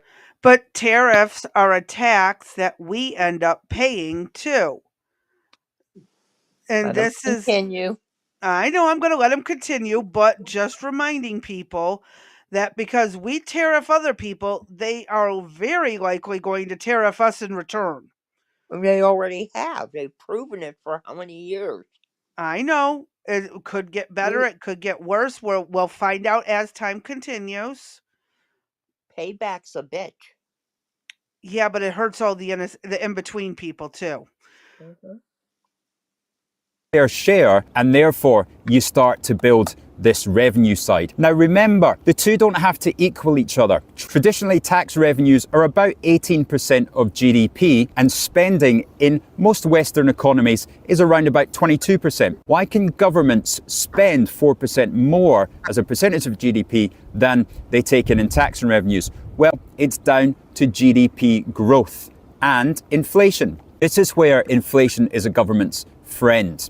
It might not help you with the cost of your groceries, but it does mean over time, if you manage to grow your economy by 2% a year through productivity gains or through demographics, then stick 2% inflation on top of that, meaning you get real GDP growth of 2% and you get nominal GDP growth of 4%. That is the difference between your tax revenues of 18 and your spending of 22. Now, the next thing you do to help the economy grow is deregulate the banks. If banks are lending more, companies can borrow, they can hire more staff, and they can expand their profits. There is some additional tax revenue from that corporation tax. As you cut interest payments, you cut a little bit out of defense and you get rid of a lot of consultants and you start to charge some of your friends some tariffs slowly. You build the economy, you get economic growth going up again, and you've got your balanced budget. It's perfect now, and I think a lot of people are visual learners, and they kind of struggle to see the situation that the country's in. But when you see it visually, it's got to be a wake-up call, right? When the government's collecting like $4 or $5 trillion in taxes, but then spending 6, 7, and every year you're stacking trillions of dollars of debt, and then on top of it, interest rates are high, and so you're paying trillions of dollars in interest payments, and then the debt's just stacking endlessly, nearing $40 trillion by the end of this decade. When you see it visually, it starts to really strike, hey, what the hell are we doing? You know, like we always say, you wouldn't run your personal life like that. You know, sure, some debt can be okay, a mortgage, a business loan, leveraging debt when you have actual income and cash flow that's properly servicing the debt is one thing, but debt that you can't afford, just taking massive credit card debt and sinking deeper and deeper and deeper into a hole, it's just irresponsible. And again, like I keep saying, they keep telling us that Trump's the crazy one. Trump's being reckless and irresponsible. But the goal is simple, to refinance the debt at lower rates, just like a smart homeowner with a massive mortgage. Trump is looking at the interest portion of America's national debt and saying we need to get this number down or we are going to continue to bleed out. And to do that, he's pushing policies that are going to shake the market short term because lower market confidence in the short term means rate cuts from the Fed. And then once those lower rates are secured, he can then refinance the debt, bringing down the interest payment. Not to mention, if interest rates start coming lower, well, that's good for business owners. That's good for the private sector. And if you stack on top of that a reduction in taxes, it's the exact environment that stimulates private sector growth and productivity.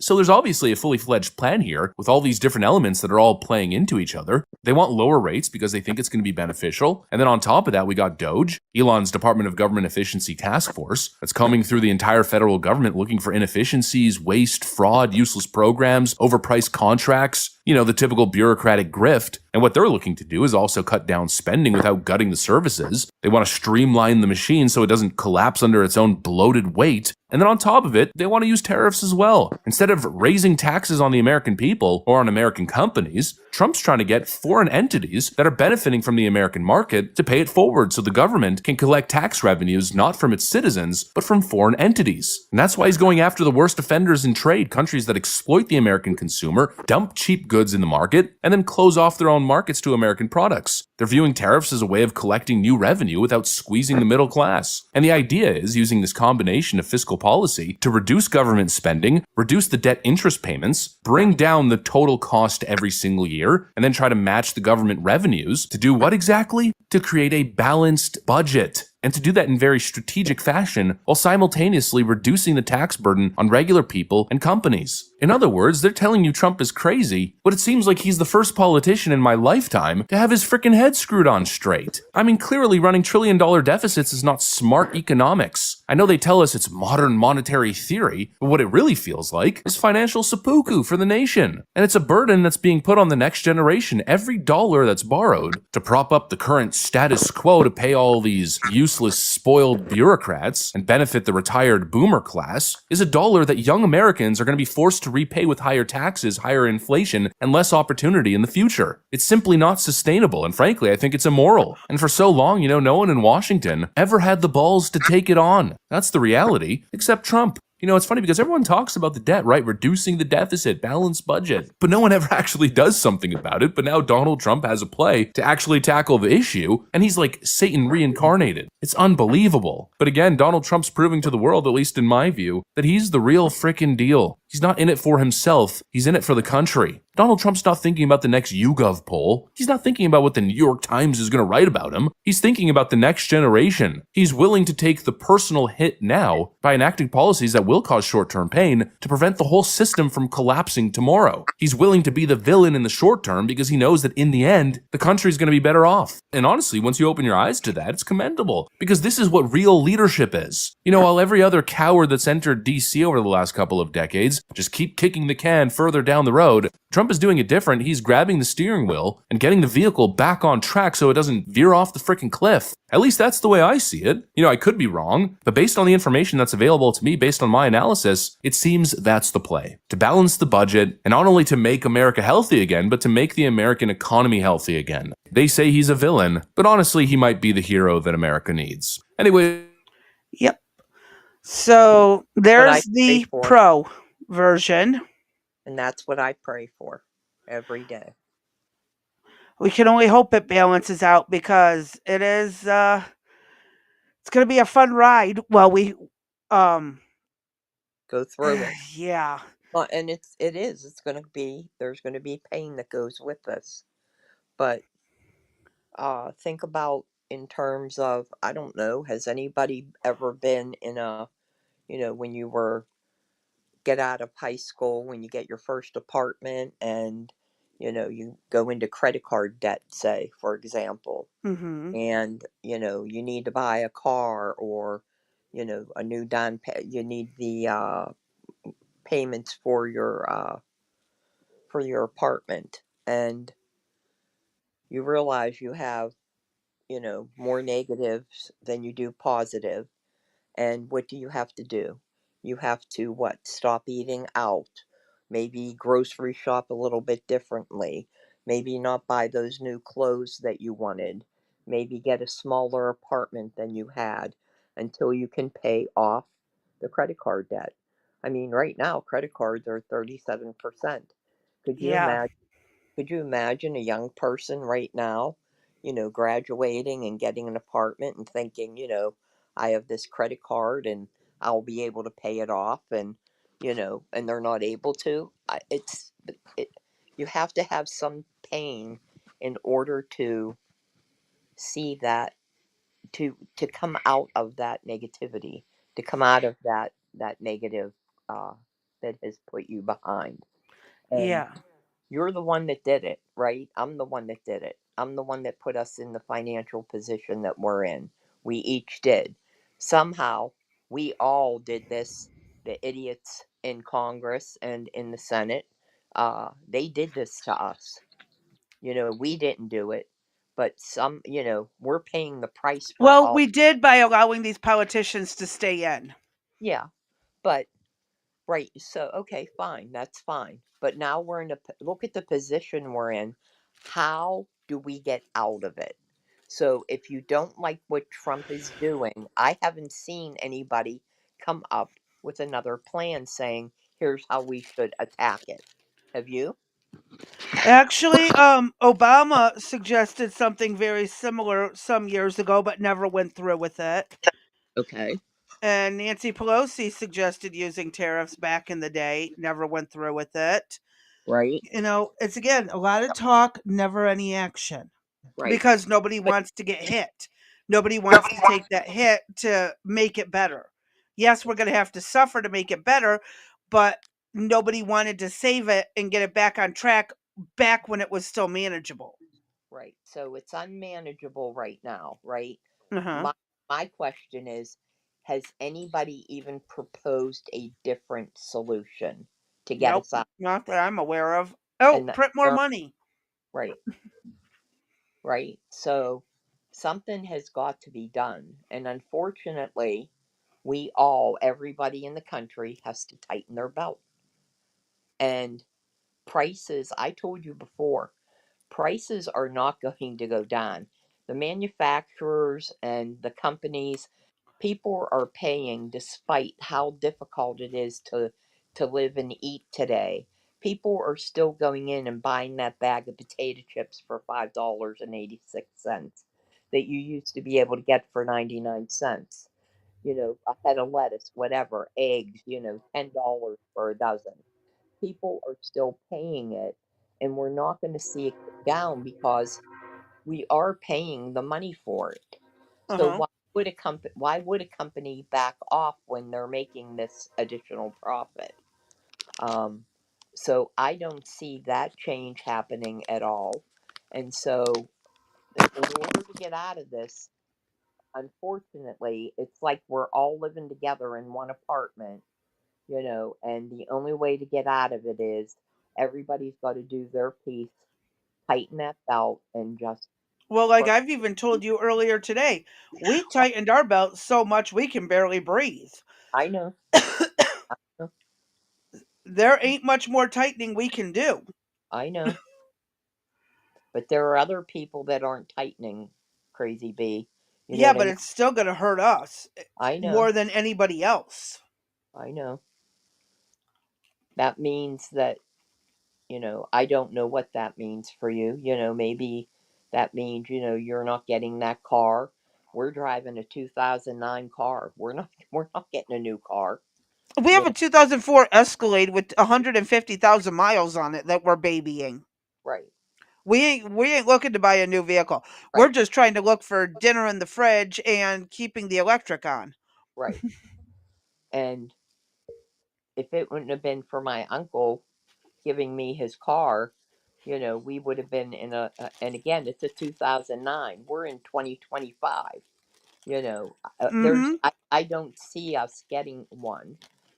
Eric just bought, I told you, a new truck that he had to have for work. Yeah. That vehicle, brand new, if he would have bought it, was $120,000. Oh yeah. And he got it used from somebody, and he paid probably 60, if not more. Uh, and do you know how much $60,000 means to us? Oh yeah. I And couldn't even pull off anything for 60,000 business or personal use. okay, then combine that with the increase to his health care insurance over 700 and some dollars. The employee's health care insurance is over 500 and some dollars. Let Mhm. alone you have to have liability insurance. That's $1,000 a month. You have to have workers' comp insurance. That's almost $800 a month. The telephone bills, it just frickin'. I'm telling you, Everyone's getting hit from every uh, direction. I mean, I'm at the point. I'm at my wits' end. I'm telling him go get a job and frickin' work at Home Depot. Because the stress of trying to maintain that And I told you my plan had been to go back to work after, because I lost my disability Yeah. because of age. And so I had planned to go back to work until what happens. Little JJ is born, and I'll be damned if that little sucker's going to daycare. Yeah. So my plans are on hold. And by the time 3 years has passed when he can go to preschool, I'm not sure anybody's going to want to hire the elderly. Uh, no, I'm laughing. It'd be hard to get a job right now as it is because of age. Uh-huh, right. Um, Although, with experience, I think that I might do rather well. So, Oh, they've run my cousin out of a few places because of his yeah. age. Hmm. My dad got replaced because of his age. It does happen. I know. I know. So we're in a major freaking predicament. Just not you, just not me. It's everybody. And I don't know what the fix is. I hope that he is right in what he's doing, and he's the only one that has done anything different than what's been the status quo. And I Yeah, know, but it should have been done years ago before it got this bad, but I know, nobody ever listens to the voter. right? And and they talked a good game, didn't they? I Over, didn't I didn't believe half the bullshit coming out of their mouths, but I was outvoted, so, right, I didn't get a say on that. I mean, well, I got to say it, just my say didn't matter. right. And plus too, I think that were we really paying attention? I was. Most Mm. people weren't. A lot of people were too busy trying to work their second and third jobs to cover their bills. Right. And then come home and raise children and uh, whatever else they had to do. So Uh-huh. we're in a big predicament. So I'm too old, too educated, too experienced to get a job. I've actually been told that at a Subway before. I'm too experienced to work at Subway. wow, Yeah. I'm yeah, like, I don't care if I'm more experienced. I need this job. Too bad we can't hire you, hmm, at least at the starting wage. We can't afford to give you something higher where you left off. Yes, I've been told that. My dad's been told that. A lot of people get told that. well, I can recall I hired a disabled person, older woman, and I would watch her. We had built a new building, and it was nothing but windows, so wherever you were, you could see outside. And the access bus, which was a county bus Mhm. program for the disabled, would come and pick her up and take her, you know, bring her to work and take her back home. And she would get off the bus, and you'd see the elevator part of the bus come down, and then the wheelchair would come out, Yeah. and she'd wheel into work, and uh, really didn't do much of anything, because by the time she wheeled around, got her coffee, said hello, I mean, if she put in 2 hours worth of work, that was a lot. You know what? I'm her right now. I could be her right And now. you want to go back to work. Right, right. So if I could do that, for maybe a couple hours a day, wouldn't that be worth it? No, I don't know. But what would have been wrong with catching the earlier bus so you have time to get your coffee and stuff together so you can do more work? Well, because what, people don't really want to work now, do they? And see, I know I would it's a whole. actually do that. I would always be to work at least 30 minutes early to make sure I had everything ready before I punched in. I know. Or says I left out my CV to teach. Oh my God. Oh, so did I. Yeah, I've left stuff out. I didn't put it in. Nobody said you had to put it all in. As long as there's no gaps, Right, or you can explain the gaps. That's all right, that matters. correct. But you can leave stuff out. Yeah, most definitely. You don't want to lie and embellish, because I'll tell you what, when Just I go say to you had a do freaking background really check, to get that's here. when you'll get caught. Wait, what did you say, buddy? Just say have the excuse should be you had to beat an old lady with a stick to get it.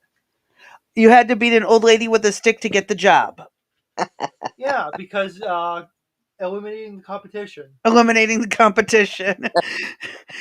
There we And go. that is my son for the audience who has never heard him before. Right. That is my son telling us that you just beat the old person with a stick and you take their job. They That's get what the I like job. to So say. who's ever in front of me, right? I need to beat them. There we go. Yeah, Art, evidently. Art, Art. I hope that you and I don't That's have to what ever you on compete about. for a job. Or you Cause just don't list all the fancy pieces of paper you actually have. right, Yeah, that works too. right. But So, I literally was being trained for management at Subway when I was 16. mm-hmm, And when I went to apply to a different Subway, they're like, well, we would have to hire you at that same position. I'm like, no, you don't. And they're like, yes, we do. I'm like, no, you don't. It was that was management crazy. from the start. um, yes, leave stuff out not pertinent to the position. That's, but that was only my second job. So I kind of had to. I mean, it looks a little weird when you start the job and you're already a pro at what goes where and how much, and they're going to sit there and scratch their heads and be like, someone lied. Mm-hmm. Yeah. It's again, it's one of those no-win situations. And again, like my son, he can't even get a job other than working at frickin' Dollar General without a diploma. Right. And they only work him like 2 weekends every month. And it's like, you've got to be kidding me. You've got to be kidding me. That. And that's the way For, it goes yeah, here.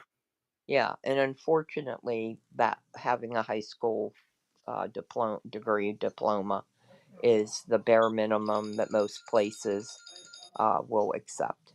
And that's So bullcrap because he's already I know. smarter than most of the kids who have a diploma or even a college degree. If I you under, sit and talk to him, he I know. knows how to do this stuff, but they don't like it because it's not been proven on paper he knows how Right. to do this stuff. Right. And it's like, for fudge sake. I know. You're in Yep, a. like JJ said, catch 22. It Mm, is. yeah. It And sucks. yeah. And for some reason, my daughter has it in her head that she can't get a job because she doesn't have the actual diploma in her hand that she graduated. And I've been trying to tell her all you got to do is call the school, and the school will tell them you have graduated. And Right. she's like, no, I got to have the paper or they won't hire me. I'm like, Jess, it's okay. And it's like never ending with her. I could have her working part time somewhere, possibly, a couple hours a day, but she thinks she has to have this piece of paper to prove it. And I'm like, no, they will call the school. No, they won't. I got to have it. It's a back and forth. So she refuses to even apply at any kind of job until she has that paper in her hand. Oh. That's how bad the schools have it drilled into her. Oh my gosh. I Well. left stuff out that wasn't pertinent. They weren't happy when they found out. But if I had put it in, they never would have hired me. Yep. Yep. Yes, it is exactly the way you cannot win. And but that is also grounds for firing people too. Well, I'm good at that. Yeah, Hmm. We know that, don't we? it's so not fair. I know it isn't, but as if you know, a if you do something wrong, or if the CEO looks at you and says, "You know what? I don't like that person. Get rid of them. You're gone. I guarantee you, I have you fired." Uh, And that's it's still not right. I And know. it's like, how do you explain to these people you're a jackass? That person's actually working, and while you're keeping that other idiot over there not doing anything but picking their fingernails, I last it, I lasted 7 years with them, and that was I'm never ever ever gonna work with women again ever. I don't That was blame you. Yeah, that was the worst. Uh, but HR's job is to do what management wants. Uh, Well, management needs to pull their head out of their ass and get some oxygen to their brain because, they're turning hypoxic and making bad decisions. I know.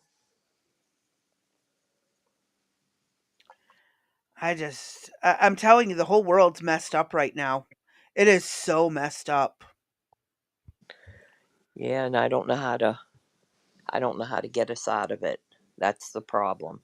Well, we And can't do so it as an individual to change the whole world. This is no, going to take but a century or two to fix. right, but that's where then it comes into with your kids, your grandkids. I'm here to make sure that them two little brats grow up to be good men. And if they don't, I'll be there to kick them in their ass. Uh, Hmm. that's really why I believe I'm here, is to make sure that they're okay. And I want to see them be men, in 20 years or so. Uh, that they've grown up, maybe possibly be married, and I have great grandchildren for all I know. But Hmm. uh, if they fuck up, oh yeah, it's on. I won't. I just won't tolerate it. Even now with Jacob, they live on the property. My son and daughter-in-law, they do a great job.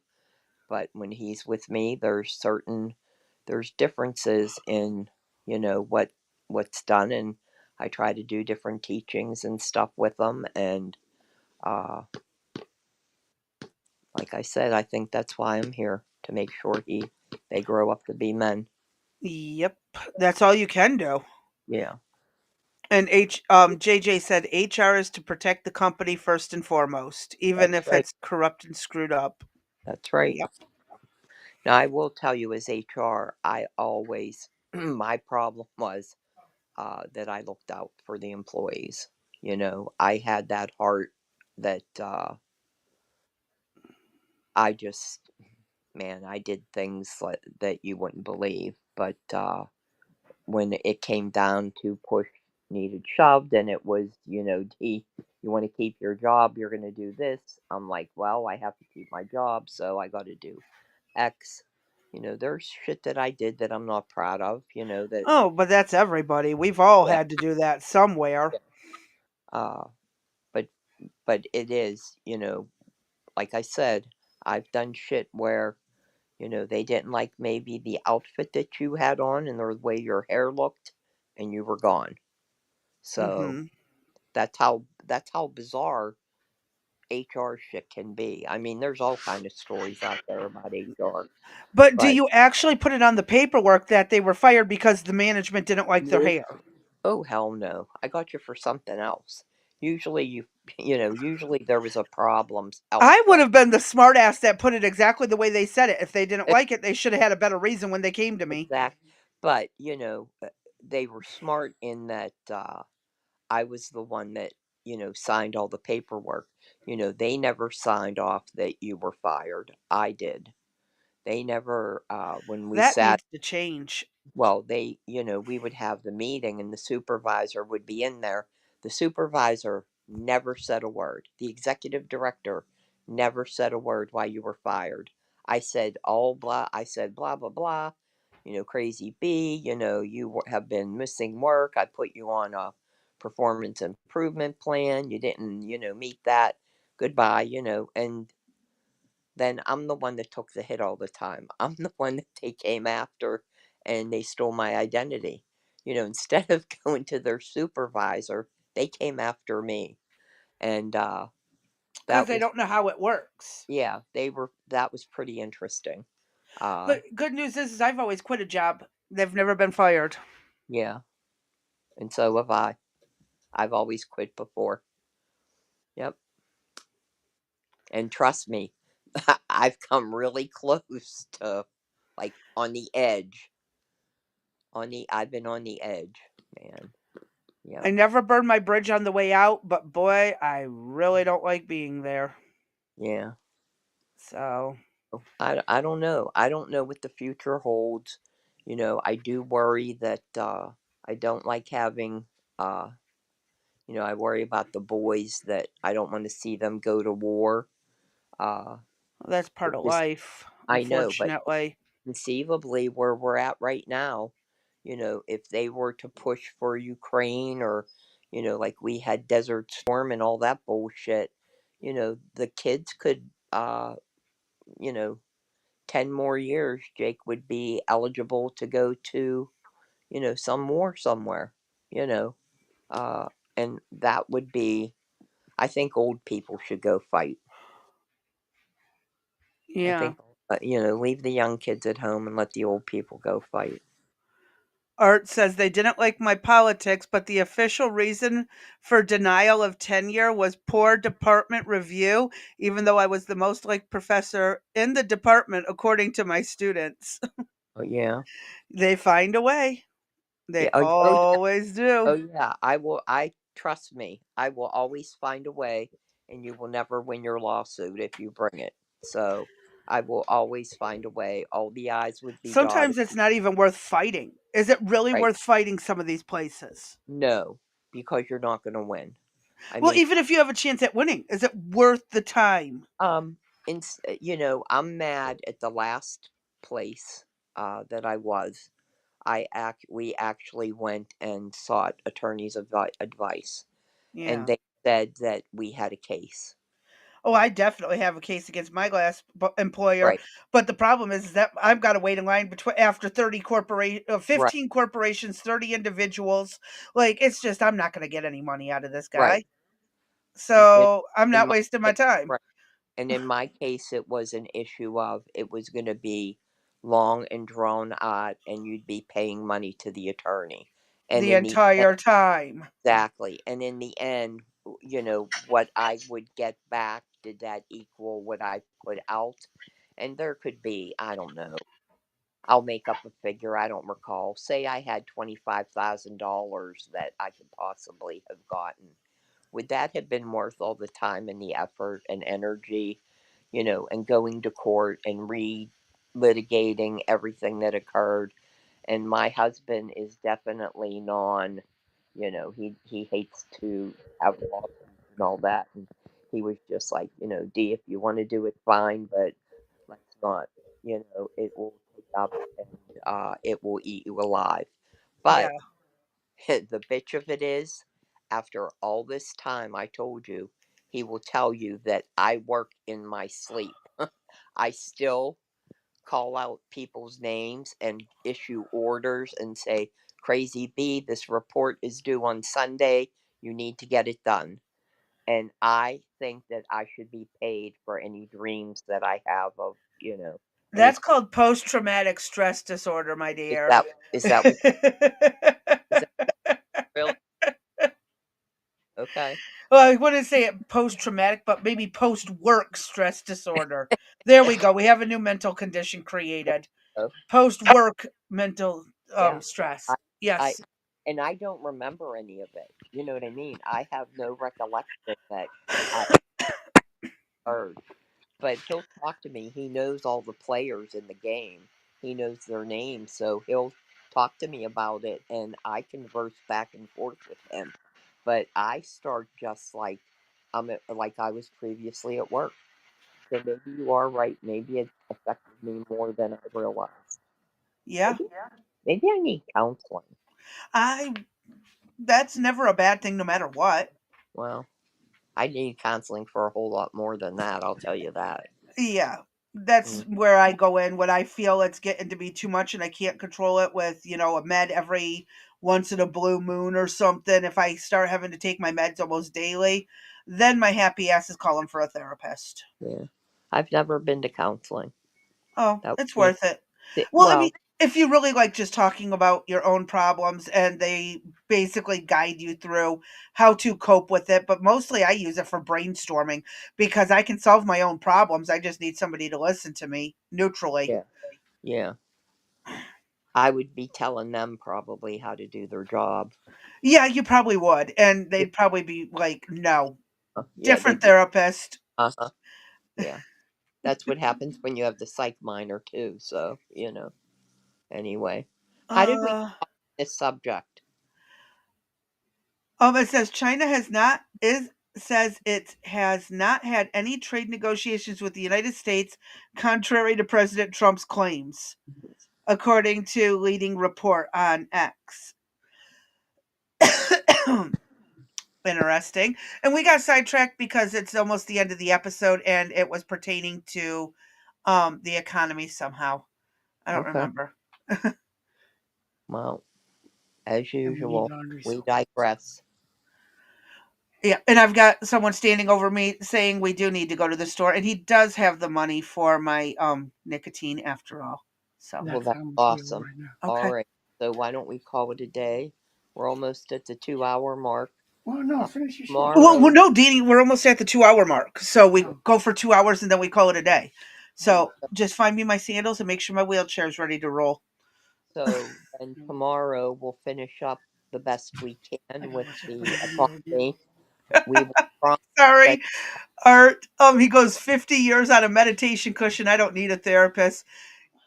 You I've been working it out for decades, and that's my thing too. Is I tend to do the meditate, self reflect, Right. and stuff like that. I've gotten really good at the invasive memories and invasive thoughts and Hmm. how to control those. It took me about 6 years, but I've gotten really good at it. So yes, you don't always need a therapist. No, you Sometimes you call, can do it on your own. you just call your friends and have them hear you out. But there were times where I did use medications to get it under control so I could get my therapy training for how to control my thoughts and stuff to work again. Hmm. Sometimes it does get overwhelming and you kind of got Yeah. to go back to the beginning. So Right. I wouldn't complain about it if I needed therapy. But again, if it works, I'm going to roll with it and just avoid the bill. I agree. All right. So here's where we're at. Tomorrow, we're going to try and finish the economy. It's If that Victor does not, Hansen Davis's video. It is 16 minutes long. I guarantee we can make it last the whole 2 hours. right, but I think we also have other stuff that could that we have other stuff that We have always have other yeah. stuff.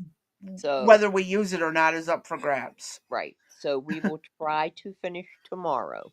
If that does not occur, as I said, come hell or high water, Sunday will be the last day. You will not hear me talk about the economy for uh, 5 years at least. I doubt Okay. it. And no, I don't have a Hot wheelchair, but I do. I've been trying to convince my ex-husband to buy me the orange wheels and the orange rims and the lights and then the orange padding and stuff to go on it. So my wheelchair will be all orange. That would be cool. And I want lights in the wheels. I Uh want oh. lights in it. So it's pretty. And Crazy Bee, did I lose you? No, I'm still here. Okay, I thought I lost you. Anyway, all right. We need to have a wheelchair race, I guess, one day, but mine's fortunately tucked away for right now. So Yep. anyway, that's another story for another day. All right, we're done. We're done for right now. All right. Well, we'll see everybody tomorrow then, 3 to 5.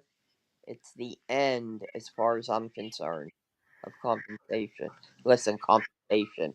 I got HR on the brain now. Here we go. All right, let's. Dee needs help. All the medics. Dee needs help.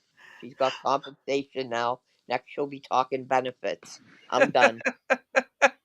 Where the hell did that come from? Well, Next, JJ says I also need yellow wheels instead of orange because I'm a bee. I could go with yellow and black, yellow, yeah, orange, and black. but your hmm favorite color is orange, so I figure if it goes that way, I'm getting a racing car, a racing chair. there you go. I've actually I had a lot of patients in the assisted living homes and the retirement homes. And I told them what they need to do is get some pool noodles and use their little power scooters to host jousting events and to, just have some fun.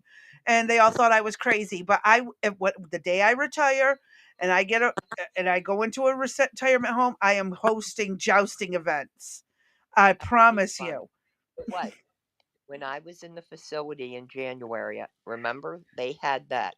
First, I had to go up against that 92-year-old woman, right? Uh-huh. The balloon game. Oh Then, yeah. then I had the 81-year-old man who tried to freaking kill me with the balloon. I mean, they were so these old people were so violent. I was the youngest one in the facility. I was abused.